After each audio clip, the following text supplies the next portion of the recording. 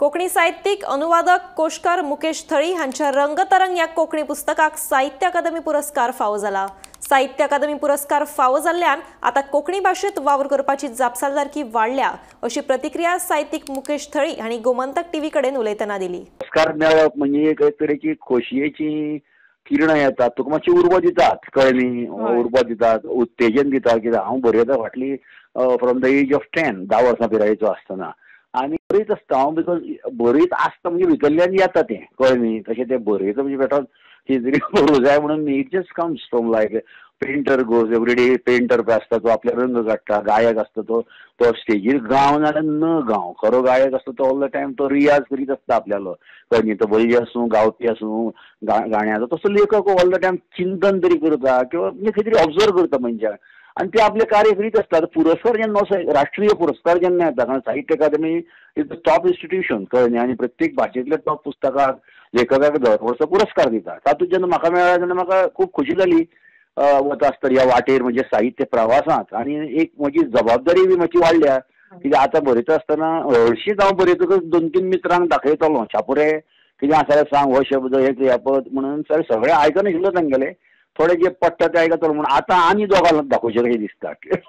म्हणजे कळ्ळें न्ही तुमकां की ती एक जबाबदारी आसा की लोकांक बरें दिवं जाय, बरें आमी रांदप दिता पळय, बरें मेजाचेर, नाल्यार बुरशें कशें तें रांदलें बरें आनी मेज बुरशें तशें उपयोग ना। So it is just like शिल्प कशें आसता पळय, शब्द शिल्प कशें, तशें तें बरें करून पोशान घालून घ्या म्हणून, शाण्याक घे खा म्हणून, नाल्यार थोडें तें दवरलो बुफी, कोण मफणो खायना आनी ताका सांगूंक येना, पूण तें कळटा तुका म्हणटकच ते बाबा बरें करून दिवप म्हूण आसता पळय, सर्विंग द लिटरेचर, कळ्ळें, दुसऱ्याक वाचप्याक बरें करून दिवप हें खूब खूब म्हत्वाचें। आनी तुमचे फुडलें आतां कितें म्हणजे फुडें आतां तुमचे कितें प्लॅन्स आसात?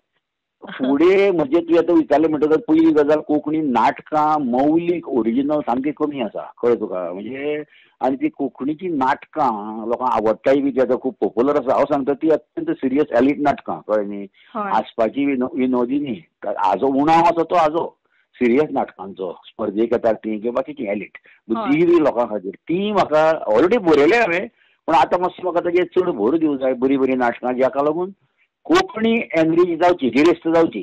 मुकेश थळ्याचे गिरेस्त जावपाची गजाल वेगळी, कळ्ळें तुका, ती कोंकणी व्हडली जावची इतलेंच म्हजें एक आमचें हें, कळ्ळें न्ही, की ताका लागून ती नाटकां बरोवपाचो म्हजो विचार आसा ताजेर भर घालतलो। Yes, some are born great, some achieve greatness, whereas some have greatness thrust upon them, अशी एक इंग्लिशेंत म्हणणी आसा। मुकेश थळी हो born great and he has अचिव्ड greatness. एक मॅरिटोरियस भुरगो, म्हजो क्लासमेट, आनी इतली अनेक वर्सां सावन तो कोंकणी मराठींतल्यान विंगड विंगड विशयांचेर बरयत आसा। तो एक बरो निबद्धकार, कोशकार आनी नाटककार। ताका साहित्य अकादमी अवॉर्ड मेळ्ळा तो खरो म्हणल्यार खरोच डिजर्वींग असो म्हणूं येता। आयच्या संवसारांत जे साहित्य आमी बरयतात तें लोकां मेरेन कशें पावचें आनी तांकां अपील जावपा सारकें कशें बरोवचें हें जर शिकचें आसत जाल्यार तें मुकेशा कडल्यान। मुकेशाक उपाट येस आवडटा, ताका हुनहुनीत परबीं भेटयता आनी साहित्याची सेवा ताच्या हातांतल्यान सदांच अशीच जायत रावची अशी आस्त बाळगिता। मुकेश, तुका परबीं।